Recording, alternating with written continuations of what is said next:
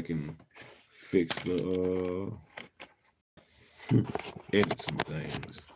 I have to go back and edit some things. What's the business? How y'all doing? Welcome back to the next episode of Reading with Shiloh. What's the business? I'm Shiloh. I'm out here making it happen. We reading shit tonight, man. We about to jump back into the next sealed pages, man, of Mr. C.L.R. James, the Black Jacobins, Toussaint Louverture, and the San Domingo Revolution. Not revolution. We out here. We out here, man. It's raining out here. It's raining. It's raining, but we're not going to let the rain stop us. We're going to keep pushing forward. We're going to keep moving on. We're going to keep rolling through as we move through chapter 4 today, which is the San Domingo Masses Begin. The San Domingo Masses Begin. There's definitely going to be 2 parts to this, but we're going to roll as much as we can roll in an hour. That's what we're going to do. We're going to do, hopefully, before the lights. Hopefully the lights don't go out because of the weather, because of the rain. Hey, I hope everybody's doing good, man, when they come in. Shalom, shalom, shalom to you. I hope y'all had a wonderful Sabbath. Got y'all rest, got y'all mind ready to go. Because I'm ready to go and ready to roll. And we're about to see what it is and what it ain't, what we can and what we can't, man. And see what treasures we can find, what lies we can expose, and what truths we can help to be told. But we got to dig deep. We got to dig deep, man, and search the seas. We got to search the seas for the treasures. We got to find the map. We have to find and maneuver our way through. One book at a time, one page at a time. We're going to do what it do. Man, I'm out here, man. I hope y'all out here, too. I hope y'all ready to go like I'm ready to go. But before we get into it, man, like, comment, subscribe when you come on in. Share. Tell your people, shout out here reading shit, man. We trying to grow, be better than we were yesterday, a better tomorrow, a better us. We trying to break the shackles on our mind and have a revolution against the plantations in our mind, an insurrection that we about to burn them things down, man. Burn them down and rebuild with a better mindset, a better nation. But we got to get into the routine. Shalom, Leonardo. What's up, baby? Shalom. What's up? Thank you for hitting the chat. Thank you for hitting the chat. So I know the chat is working fine before the humbuggery start. But either way it go, we're going to see what we can learn. We're going to see what we can learn tonight with Mr. Toussaint Louverture and Mr. C.L.R. James. But before we get into working our mind, we got to work our body, man. We got to work our body. So I need 25 things. That's the routine we going with. Work our body, work our mind, and then work our body on the going out part, man. A little something, something. Just a little something. A little something to get us hopefully motivated, to get us moving, to get us doing, get the blood pumping, to get the mind moving and ready to go, ready for learning, activated. Because sometimes I be sluggish and I need a little something to push me up. So give me 25 things, whatever it's going to be, 25 somethings, whatever you going to do, man. Give me 25 something. Just get off your ass and do something, whatever it is. Do something, something meaningful, something that's going to, don't cheat yourself. Don't cheat yourself, man. Don't cheat yourself. I'll do 25 push-ups. 25 push-ups, that's what I'll give y'all. I'll probably give you 50 since I'm the captain of the ship. But all I ask of you is 25, man. 25. Shalom, Jeff. Shalom, champ. Shalom, shalom, shalom. Welcome, welcome, welcome. Fort Worth in the house. I done been out there. Shalom, Kim. Only my truest. Shalom, D. Fox. Shalom, Door. What's up? What's up? I'm out here. I'm out here. Shalom, Kim Hopper. Shalom. What is the business? Give me 25 things. Let's go. 25 things. Ask your question, Door. I'll see if I can answer it before we get to reading. But before I do all that, man, we're going to do 25 things. I'm going to do 25 things. So get off your ass and do your 25 things with me. 25 minutes on the bike, that's fine. Do your thing. Do your thing. 25 minutes on the bike. You could read, you could ride the bike while I'm reading. Ain't no thing. I'm going to do some push-ups, 25 of them, probably 50. But handle your business, man. Handle your business. Let's go. Oh, shit, let me take this off. I don't want to keep busting myself upside the head with my necklace.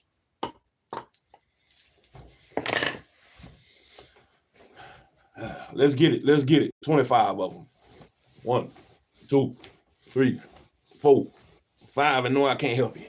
6, 7, 8, 9, 10, 11, 12, 13, 14, 15, 16, 17, 18, 19, 20, 21, 22, 23, 24, 25. That's 25 for me, man. 25. I hope you did 25. 25. I'm going to keep going. I'm going to give 25 more. 25 more. So that way, when I'm done at the end, I'll be done 100. I'm going to be done 100. All right. 1, 2, 3, 4, 5, 6, 7, 8, 9. Let's get it, baby.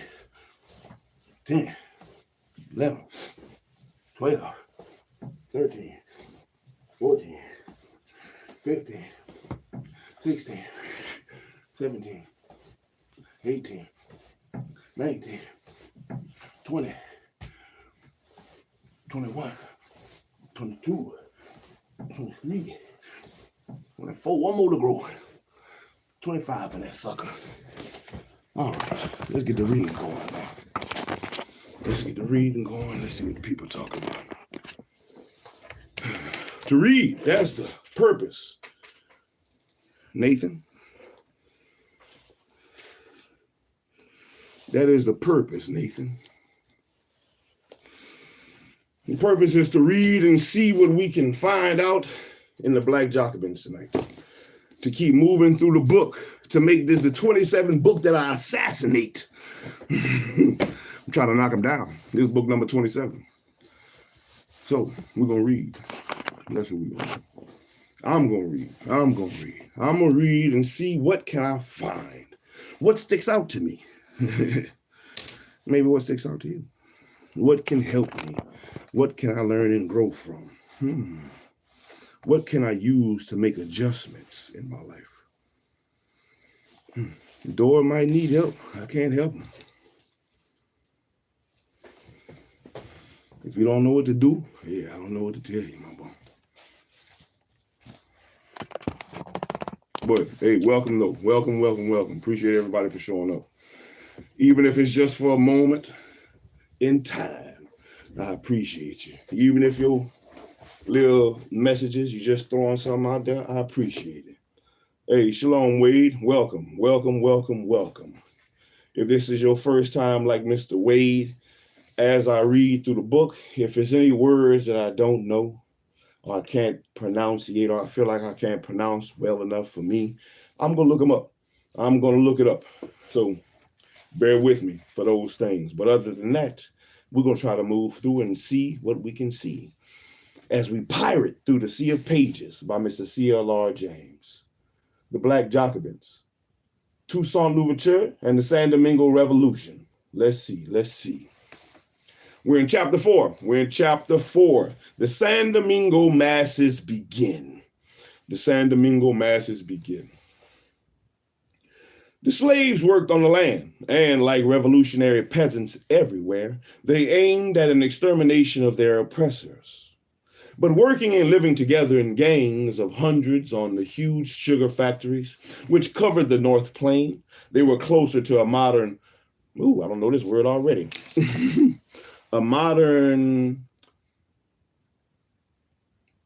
proletariat than any group of workers in existence at the time. And the rising was, therefore, a thoroughly prepared and organized mass movement. Let me see, proletariat.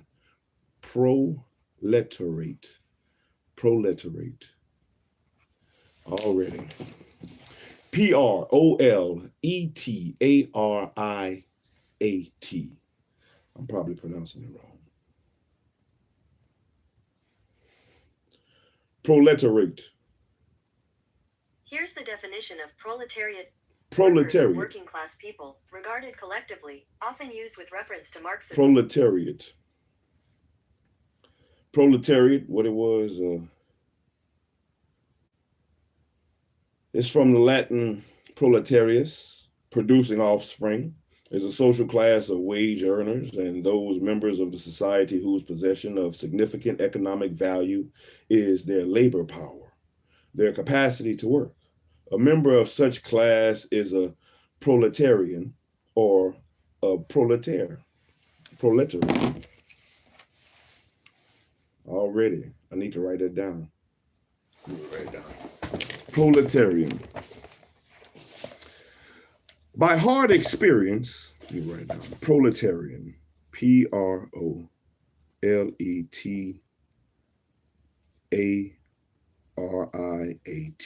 Proletariat. Proletariat. How can we use some of these words in our daily vocabulary?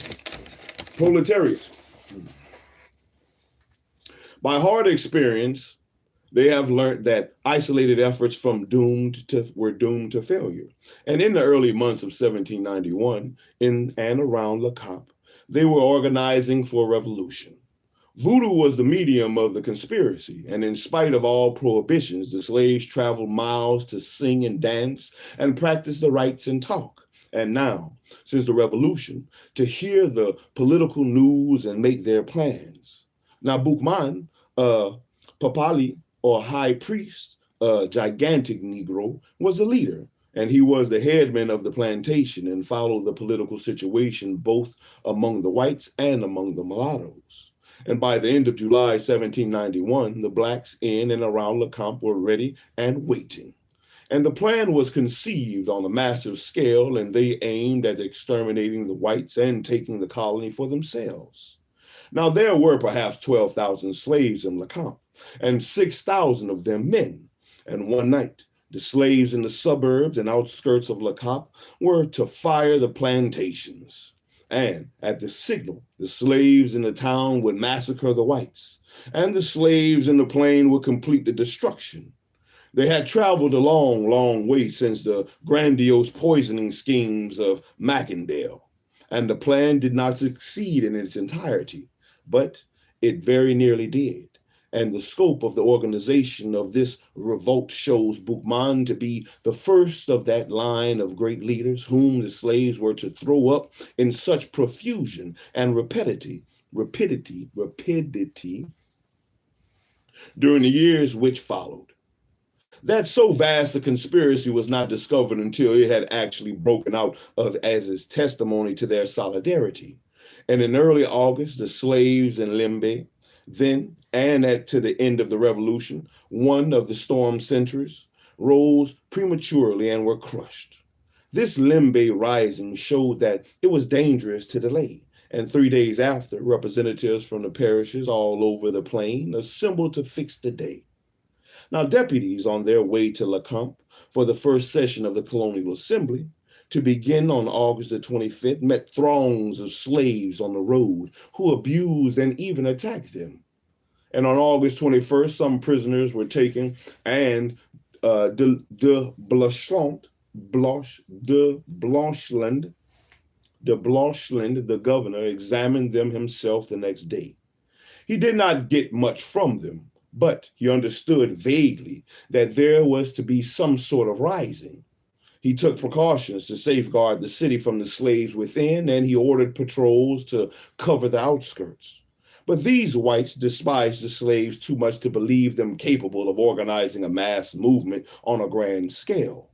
They could not get from the prisoners the names of the leaders, and what precautions could they take against the thousands of slaves on the hundreds of plantations? Some of the whites rabble in Le Cap, always ready for loot and pillage, were revealed as being connected with the plot of some sort, and de Blancheland was more concerned about these than about the Negroes. On the night of the 22nd, the tropical storm raged with lightning and gusts of wind and heavy showers of rain.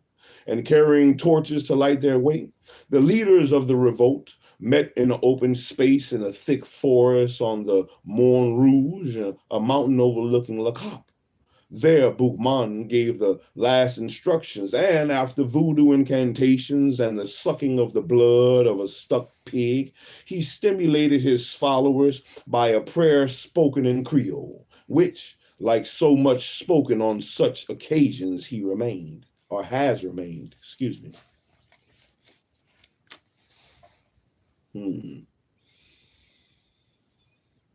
The God who created the sun, which gives us light, who rouses the waves and rules the storm, Though hidden in the clouds, he watches us. He sees all that the white man does. The God of the white man inspires him with crime, but our God calls upon us to do good work. Our God, who is God to us, orders us to revenge our wrongs, and he will direct our arms and aid us. Throw away the symbol of the God of the whites, who has so often caused us to weep, and listen to the voice of liberty, which speaks in the hearts of us all. The symbol of the God of the whites was the cross, which as Catholics, they wore around their necks, and they still do. They still do.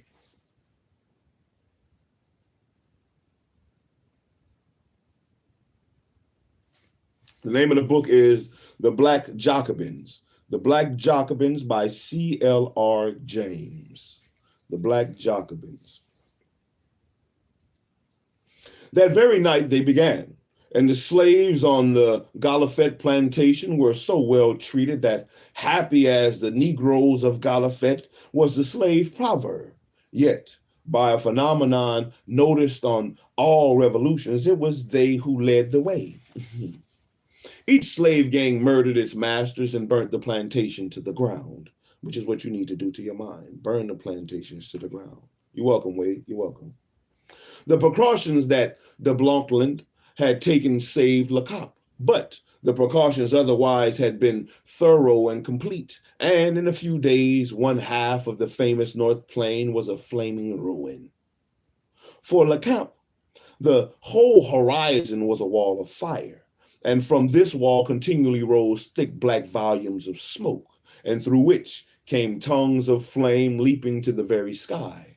For nearly 3 weeks, the people of Le Cap could barely distinguish day from night, while a rain of burning cane straw driven before the wind like flakes of snow flew over the city and the shipping in the harbor, threatening both with destruction.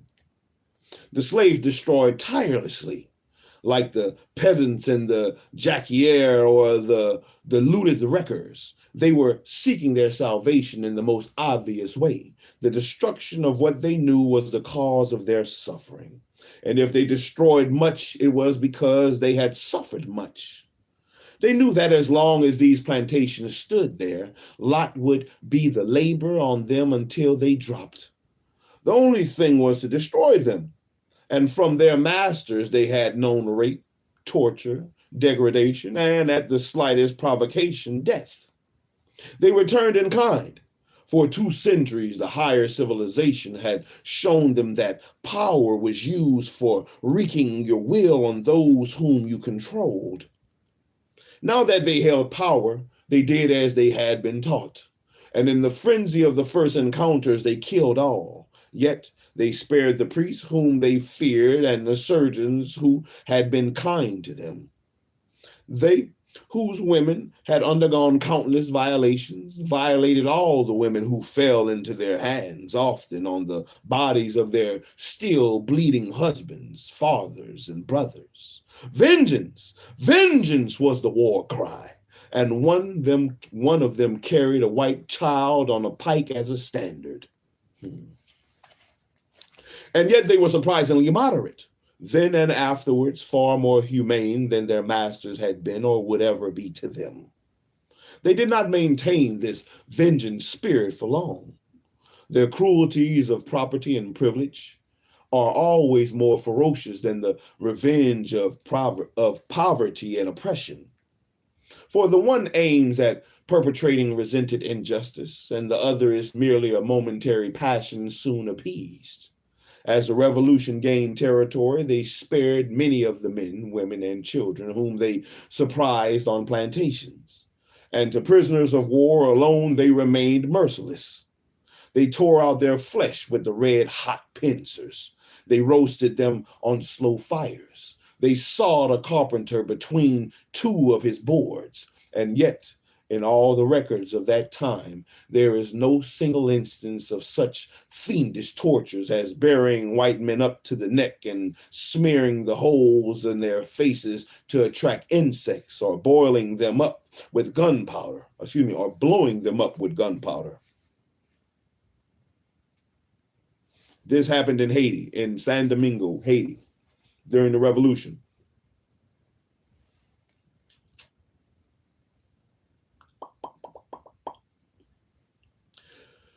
Blowing them up with gunpowder or any of the thousands and one bestialities to which they had been subjected. Compared with what their masters had done to them in cold blood, what they did was negligible, and they were spurred on by the ferocity with which the whites in Lecomte treated all slave prisoners who fell into their hands. As usual, the strength of the mass movement dragged in its wake revolutionary sections of those classes nearest to it. Free blacks joined them. A planter of Port Maggot had taught his black foreman to read and write, had made him free, had left him in his will 10,000 francs, and had given the foreman's mother land on which she had made a coffee plantation. But this black raised the slaves on the plantation as his master and his own mother set them on fire and joined the revolution, which gave him a high command. And the mulattoes hated the black slaves because they were slaves and because they were black. But when they actually saw the slaves taking action on such a grand scale, numbers of young mulattoes from Lecomte and roundabout rushed to join the hitherto despised blacks and fight against the common enemy. They were fortunate in that the troops of Lecomte were few, and de Blancheland, afraid of the slaves and the white rabble in the town, preferred to act on the defense, and one attack was made by the regulars, who drove the slaves before them, but de Blancheland, yielding to the nervous fears awakened in the city, and recalled the detachment. And this left the revolution master of the countryside. Gaining courage, the blacks extended their destruction over the plain. And if they had had the slightest material interest in the plantations, they would not have destroyed so wantonly. But they had none. And after a few weeks, they stopped for a moment to organize themselves. It is at this period, 1 month after the revolt had begun, that Toussaint Breda joined them and made an unobtrusive entrance into history. It seems certain that he had been in secret communication with the leaders, but like so many men of better education than the rank and file, he lacked their boldness at the moment of action and waited to see how things would go. And meanwhile, hating destruction, he kept his master's slaves in order and prevented the revolutionary laborers from setting fire to the plantation. And while all the other whites in the neighborhood made a dash for Lecomte, Madame Bayou de Libertas remained on the plantation, protected by Toussaint. Bayou de Libertas himself was with a camp of planters not far off, on guard against the slaves, but came every day to the plantation. And Toussaint, then as always master of himself and of all near to him, maintained this untenable situation for over a month. But as the insurrection grew, worn out by the strain of defending the property, his master and his mistress, and learning that Madame de Libertas' life was now in danger, he decided that the old life was over and the new one had begun. He told Madame de Libertas that the time had come for her to go to Lecomte, and packed her and some valuables in the carriage and sent her off under the care of his brother Paul. He sent his own wife and the 2 children of the household into the safe spot in Spanish San Domingo. And then he slowly made his way to the camp of the revolted slaves. Now, the man who was so deliberately decided to join the revolution was 45 years of age, an advanced age for those times, gray already, and known to everyone as Old Toussaint. Out of the chaos in San Domingo that existed then and for years to follow, he would lay the foundations of the Negro state that lasts to this day. And from the movement, he joined the revolution. He was a leader and moved without serious rivalry to the first rank. We have clearly stated the vast impersonal forces at work in this crisis of San Domingo.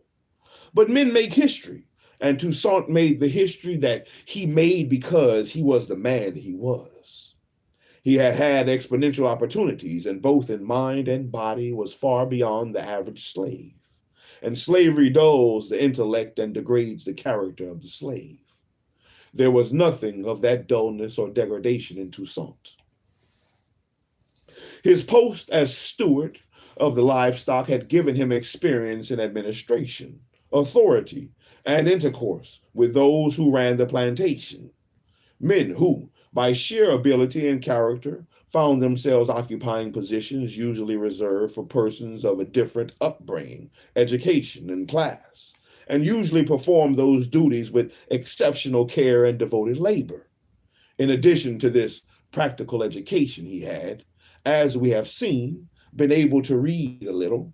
He had read Caesar's commentaries, which had given him some idea of political and the military art and the connection between them. Having read and reread the long volume of the Abbé Raynal on the East and West Indies, he had a thorough grounding in the economics and politics, not only in San Domingo, but of all the great empires of Europe, which were engaged in colonial expansions and trade. Finally, he had had the exponential experience of the last 3 years of the revolution in San Domingo, and the plantation was only 2 miles from Le Cap, and his duties took him often into the town, and the masses of the people learned much during a revolution, far more man-like Toussaint. His superb intellect had therefore had some opportunity of cultivating itself in general affairs at home and abroad. And from the very beginning, he maneuvered with the uncanny certainty not only between local parties in San Domingo, but between the international forces at work. An important thing for his future was that his character was quite unwarped. Since his childhood, he had probably never been whipped as so many slaves had been whipped.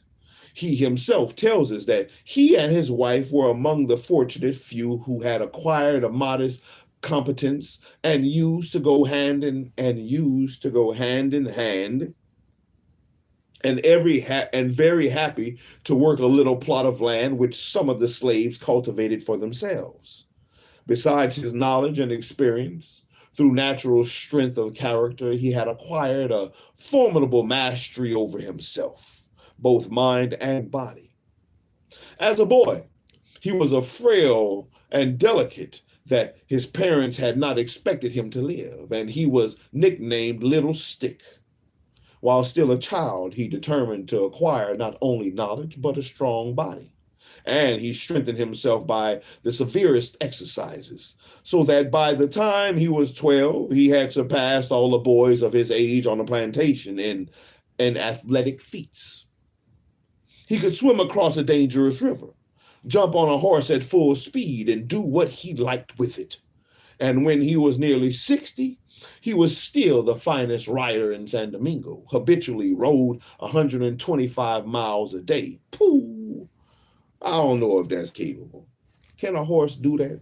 Can a horse ride 100? For those, what are they, equestrians? Can a horse go 125 miles a day? Or are they stretching that? And sat his horse with such ease and grace that he was known as the centaur of the savannas. As a young man, he had run after women. Then he decided to settle down, refusing to live in the concubinage which was so widely prevalent among all classes in San Domingo, but particularly among the slaves. He married a woman who already had a son. Toussaint was a stepdaddy. She bare Toussaint one child, and he and his wife lived together in the greatest harmony and friendship. And when he was master of all San Domingo, just as in the days when he was an ordinary slave, for the life that so many lived in the colony, for the reputation that he had among the blacks and the opportunities that his position offered, This was an unusual thing for a man who had begun his life as Toussaint had, and who, in the days of his greatness, was partial to the society of attractive women. From childhood, he had been taciturn. What is that? What is that? Taciturn. Taciturn. Taciturn? Maybe I'm pronouncing it wrong. Taciturn. We'll come back. Taciturn, which singled him out among his countrymen and a talkative, argumentative people. Taciturn? Taciturn. Here's the definition of taciturn: of a person reserved or uncommunicative in speech, saying little. I was taciturn, so my mother said, until I was 4. Taciturn, and look at me now, talkative. Taciturn. Taciturn. Taciturn. Taciturn.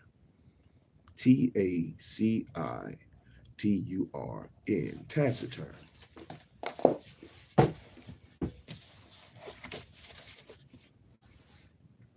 From childhood, he had been reserved or uncommunicative in speech and to say little, which singled him out among his countrymen, a talkative and argumentative people.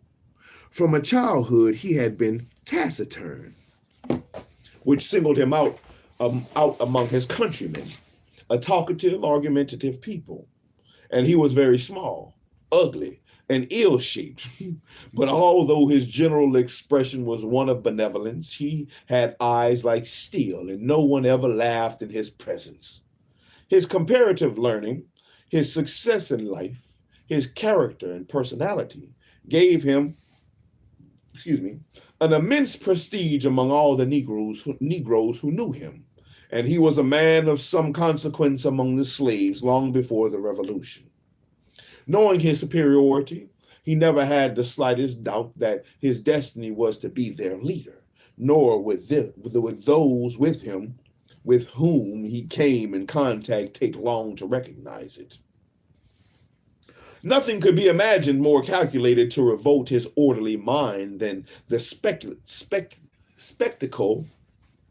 which the slave camp presented. Many men were entirely naked. Others wore filthy rags made out of bits and pieces of silks and satins, pillaged from the plantations.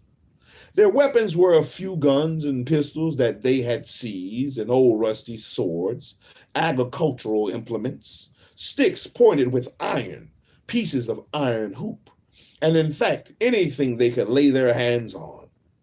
They were destitute of ammunition, and the cavalry were mounted on old horses and mules worn down by fatigue. They were divided into 2 large bands, and one under Biassou and the other under Jean-Francois, while the third leader was Jonat.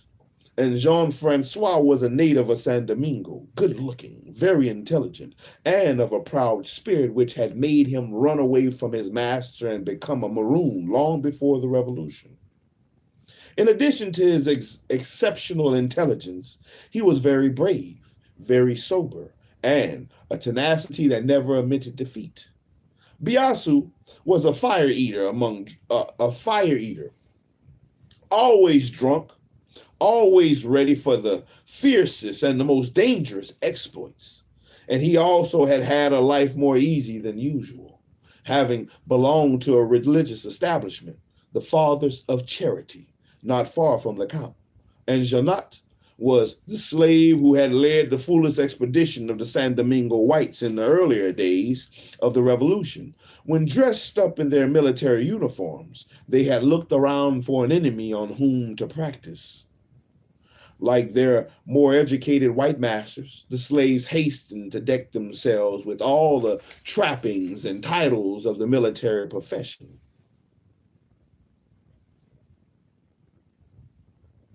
Thank you, Wade. Thank you. The officers called themselves generals, colonels, marshals, commanders, and the leaders decorated themselves with scraps of uniforms, ribbons, and orders, which they found on the plantations or took from the enemy killed in battle. Biassou called himself a brigadier, and so did Jonat. And later, Jean-Francois entitled himself in the fashion of European colonial governors to this day, Admiral, Generalissimo,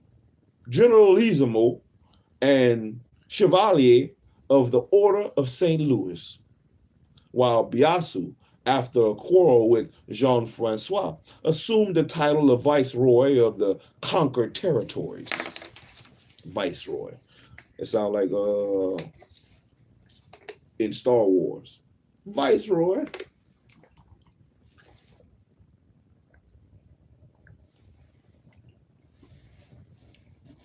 Yet, despite these absurdities, which served the same purpose of impressing their inferiors as the trappings, gold epaulets, and multifarious commands of 20th century royalty, Jean-Francois and Biassou were men born to command, and nothing but an iron discipline could have kept order among that heterogeneous body of men just released from slavery, and Biassou and Jean-Francois imposed it with an iron hand.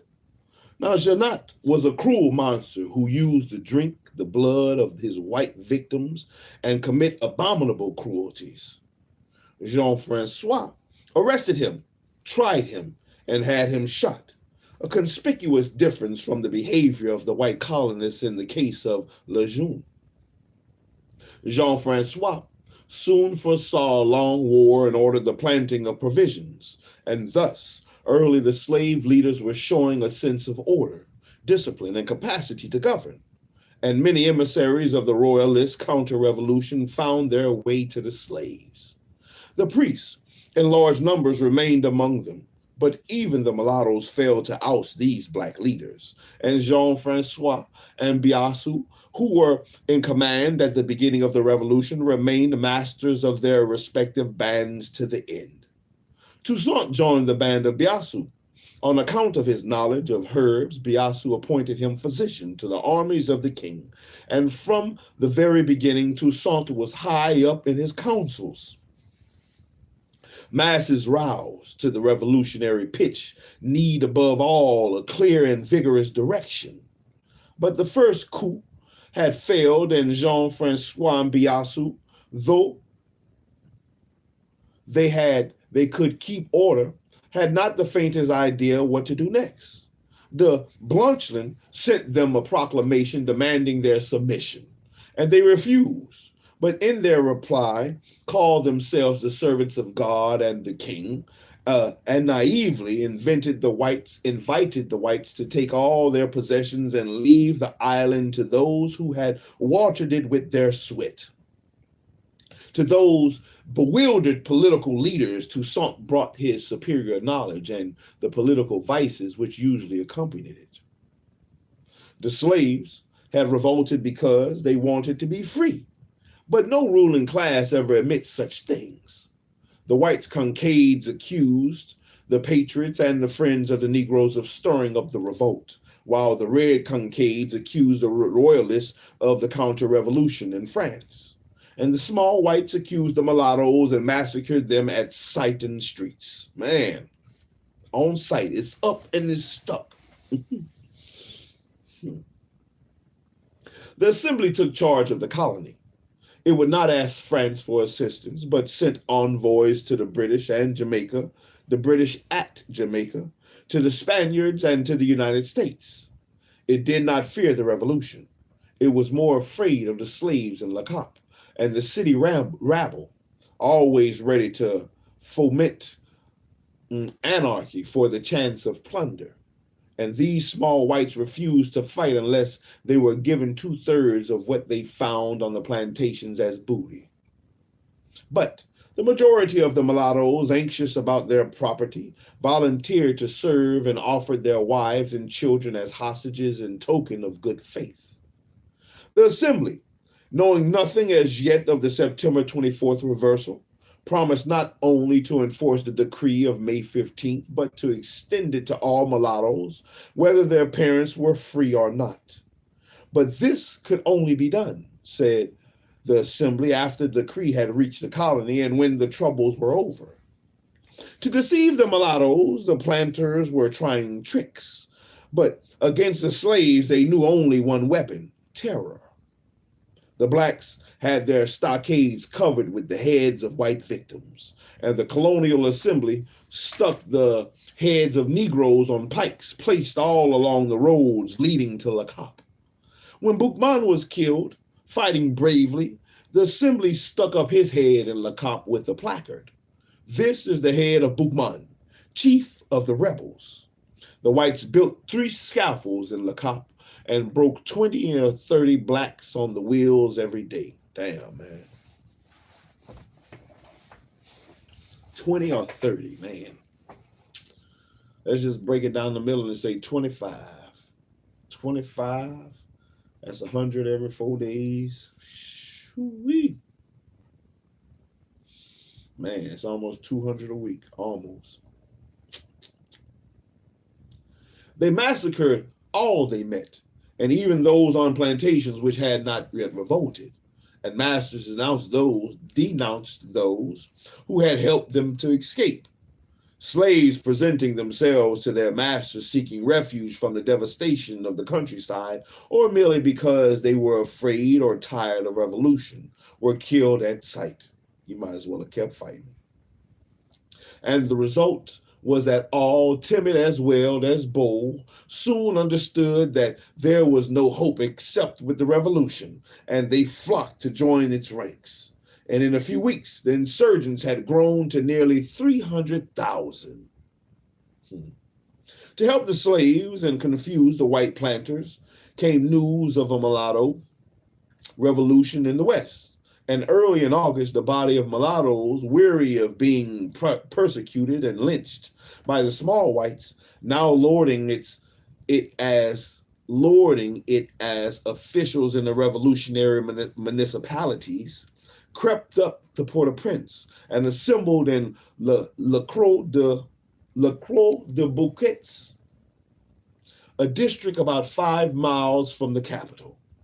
And from all parts of the West Province, the mulattoes began to send contingents there. And with their education, not so widespread as among the whites, but immensely superior to the half-wild blacks, they at once found admirable leadership. And the most famous of them was Regard, a genuine mulatto, that is, to say the son of a white and a black. He had had a good education at Bordeaux, and then learned the trade of goldsmith. Unlike Toussaint, Jean-Francois, and Biassou, he was already a trained soldier, and he had enlisted as a volunteer in the French army, which fought in the American War of Independence, and became a non-commissioned officer and had also seen service in Guadeloupe. He hated the whites, not only for the indignities which he, an educated and widely traveled soldier, had to suffer, but also because they were jealous of his goldsmith's business, in those days an important trade. A very different type of man was Duval's, or Buval's, my bad. It's not Buval's. A very different type of man was Beauvais, who was a member of the mulatto family, which had long been free and rich. He also had been educated in France, had volunteered for service, and fought as a non-commissioned officer in the American War of Independence. On his return home, he had taken up teaching. He was not only a man of exceptional professional bravery or personal bravery, he was tall, of a fine figure and distinguished presence. He was known as one of the handsomest men in San Domingo, and in the licentious age of country, he was distinguished for the severity of his mode of life and the charm of his manners. His own people loved him, and it would not be difficult for the whites, when in the corner, to forget his color. These were the 2 soldiers, the politician which Pichenet, who had studied widely in France. In the first days of the revolution, he came back to San Domingo to lead the mulattoes. and in 1791 he was already 60, a man loving play and loose living, and hating the whites with all the hatred of the vicious character.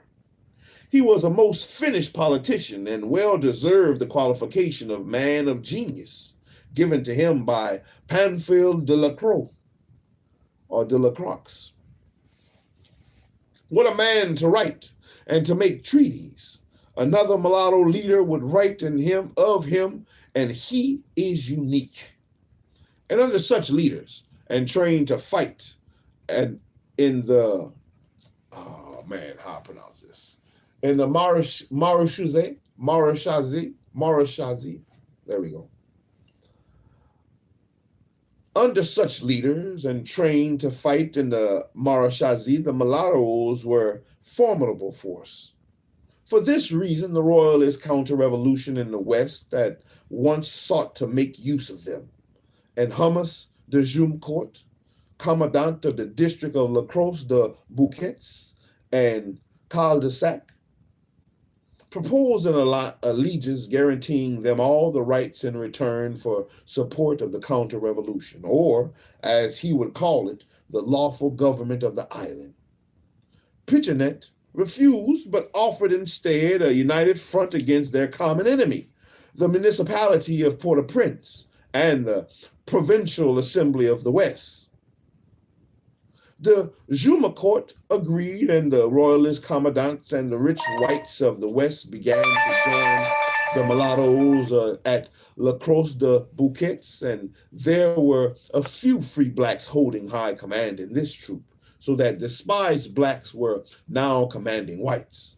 And the mulattoes also incorporated in their force a body of maroons nicknamed the Swiss, in imitation of the bodyguard of Louis the 16th.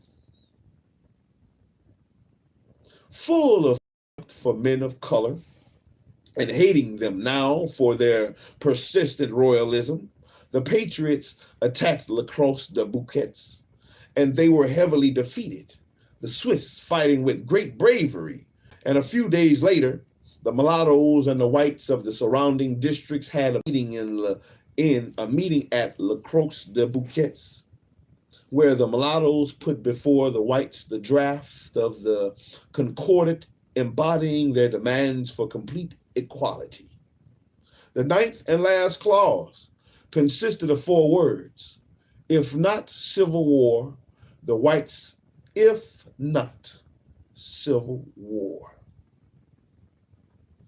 The whites accepted their demands immediately, and the patriots of San Domingo were always ready to forget race prejudice in return of something solid. And after he had defeated in the field Corrado, leader of the patriots, offered Bovias mulatto rights in return for an agreement on independence without the intervention of the royalists. Bovias refused. And by this time, nearly all the rich planters had deserted the patriots, and even the rich merchants of Port-au-Prince would have nothing to do with them. And on October 19th, the concordat embodying all the mulatto demands was signed by all parties. The Provincial Assembly of the West was to be dissolved immediately, and the white deputies of the West Province to the Colonial Assembly were to be recalled. 2 battalions of the National Guard were to be recruited among the mulattoes, and the memory of Auguet was to be rehabilitated, and the whole presented for the ratification of the National Assembly and the approval of the king. The leader of the whites extended the hand of friendship. We bring you finally words of peace. Finally, huh? We bring you finally. Finally. Kill him! Finally. We bring you finally words of peace. We come no longer to bargain with you. We come only to accord to you your demands. We came animated by the spirit of justice and peace to give you authentic recognition of your rights. To ask you to see in the white citizens only friends and brothers whom the colony in danger invites you, begs you to unite with in order to bring prompt assistance to our troubles, Oh, yeah. Everything going bad. We need you now. Please. We beg you. Don't beg now. Kill them all. That's what we just said. Gotta put one in his head. More murder, more murder, more murder. You know, I think that's crazy though, Mark. I think that's crazy, you know. We need you now. Y'all been whipping us. We tired of fighting. We've been fighting battles here, there, everywhere, plantation to plantation, island to island, the mulattoes, the niggas, and we don't like freeing y'all, but we need you. We accept entirely and without any reserve the concordat that you propose to us, and unfortunate circumstances of which you are doubtless aware made us hesitate for a moment. But our courage has broken all obstacles, and we have imposed silence on all mean prejudices, on the petty desire for domination. May the day on which the torch of reason has enlightened us all be forever memorable, and may it be a day of forgetfulness for all errors, hell no, of pardons for all injuries.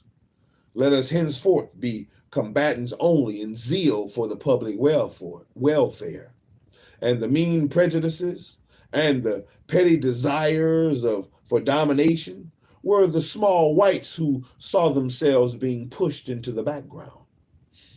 They placing the blame. It was them people, the whites. It wasn't us. It was the small whites. But the news of the slave revolution in the North had sobered all who owned slaves, and they wanted peace. And all the 14 parishes of the West Province accepted the terms.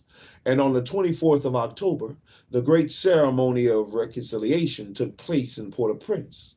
The leaders of the whites and the leaders of the mulattoes marched into Port-au-Prince arm in arm, with their troops marching behind, greeting the Slavos. Let's see what that is. The Slavos.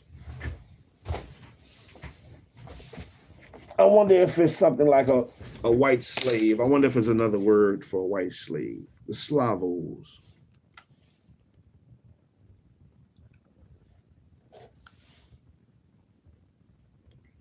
Let me keep reading. With their troops marching behind, greeted by Slavos of artillery. It's not Slavos. Slavos of artillery and mutual shouts of unity and fidelity. SLAVOES. Well, it looked it up.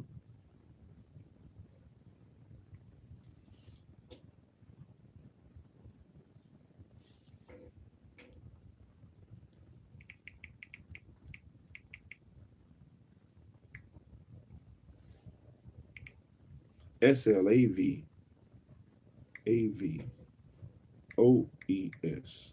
Slavos. Slavos pronunciation.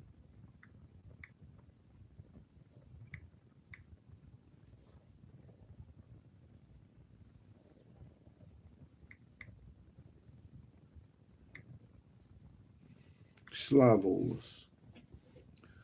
It's not, oh, my bad. It is Salvos. Salvos. Salvos. Salvos. Salvos. Salvos. That's why I was pronouncing it wrong. I was looking at it wrong. Salvos. Let's see what a salvo is. What is a salvo? Salvos. Greeted by salvos of artillery. It must be like a bombardment. A bombardment. What is a salvo? Salvo's definition.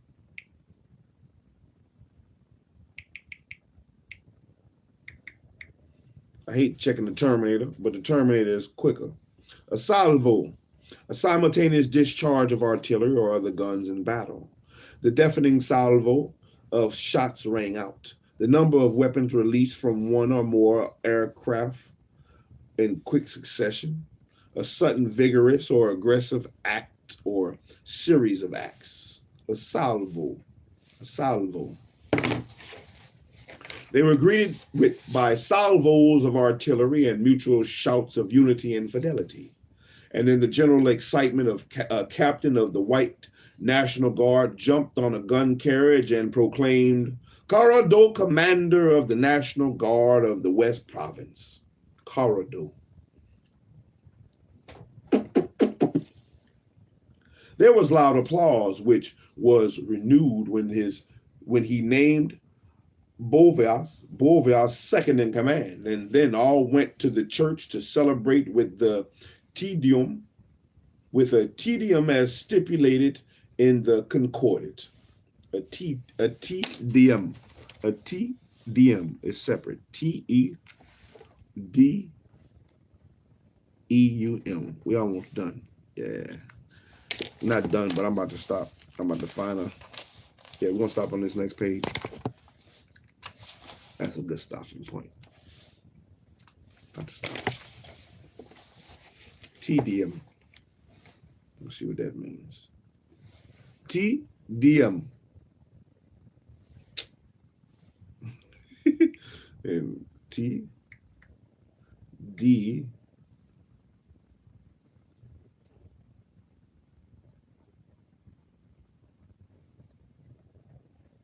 Te Deum.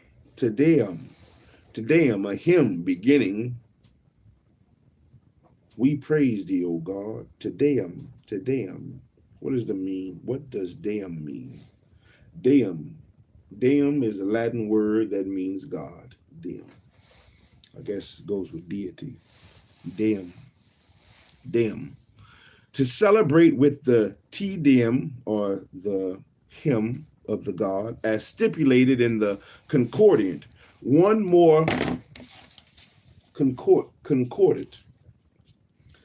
difficulty remained, the Swiss, and what was to be done with them. The whites argued that to send them back to the plantations would be bad for the slaves, and it was agreed to deport them to a deserted beach in Mexico. Ain't that something? And among the leaders, Regard and Pichon, mulattoes, fought for the Swiss being the Maroons, the slaves that escaped to the mountains.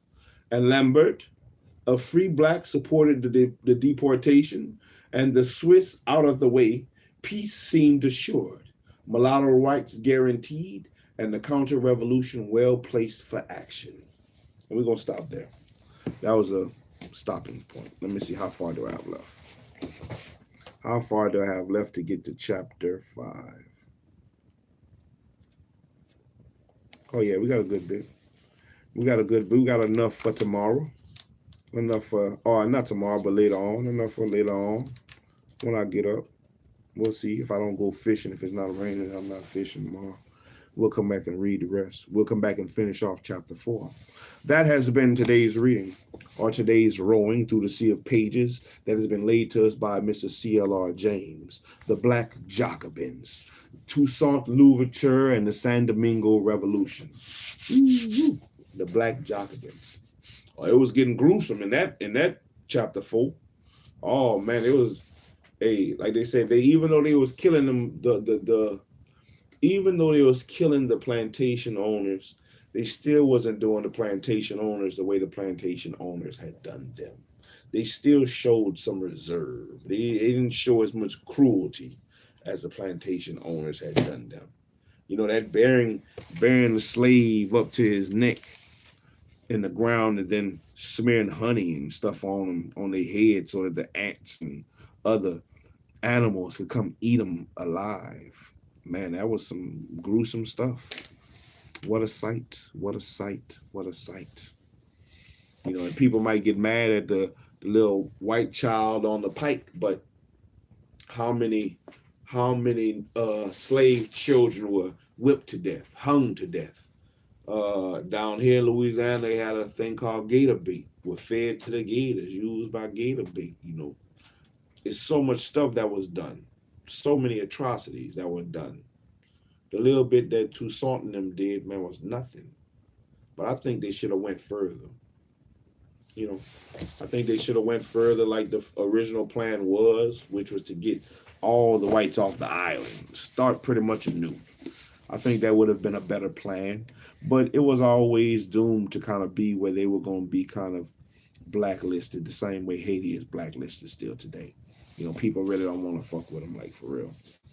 Or at least like the because of the French, France really, you know, because of the revolutions, because of the stuff that they so firmly put their foot down and fought for, you know, which I think we all need to do. We need to fight for our minds. We need to fight for our minds. We've been sold dreams. We've been told lies. And the revolution starts in your mind. It starts with you first. You know, that's why I'm reading. What can I learn and grow from? What can I use? What can I take from any of these books? What treasures can I bury in the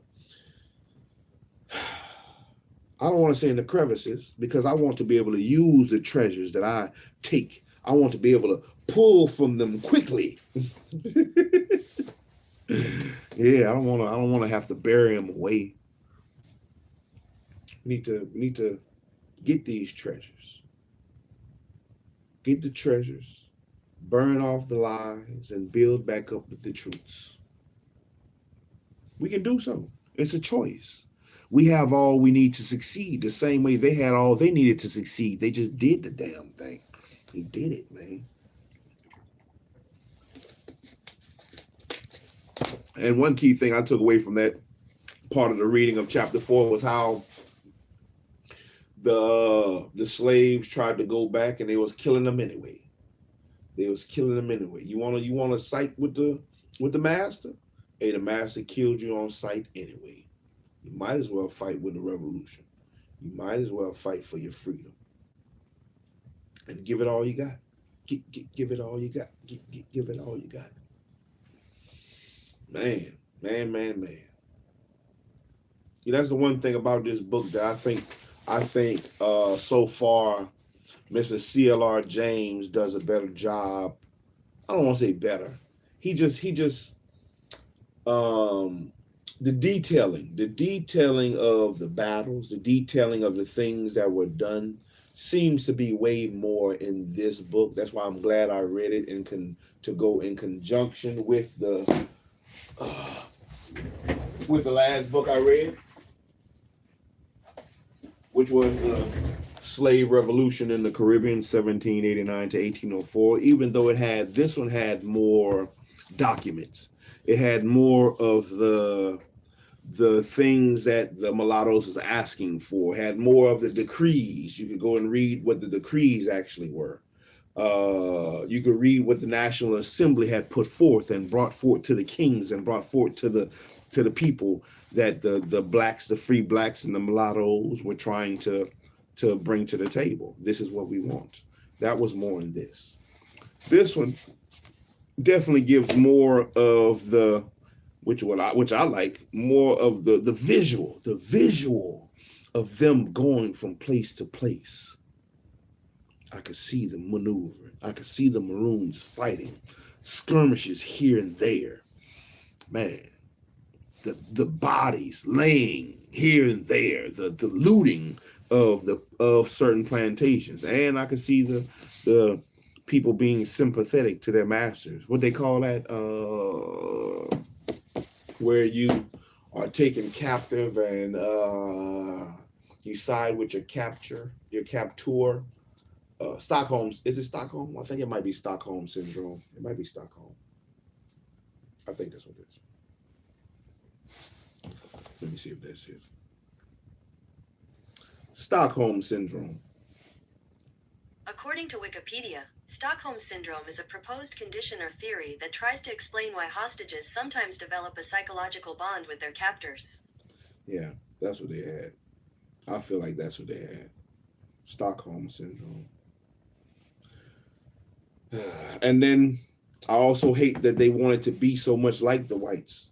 You know, getting their clothing. They wanted to wear their clothing. They wanted to keep their their names and their titles, Commodore and Brigadier and Viceroy. I hated that they had to do that. But, you know, it was kind of like monkey see, monkey do. You know, that's what it kind of was like to me. Monkey see, monkey do. But within that monkey see, monkey do, they definitely use it to their advantage to solidify and concrete the things that they were trying to get, which was freedom. Freedom, freedom. Freedom not just for the mulattoes, but freedom for all. Freedom for all the slaves. And they did get it to an extent. They got it, but you know, they got it to an extent.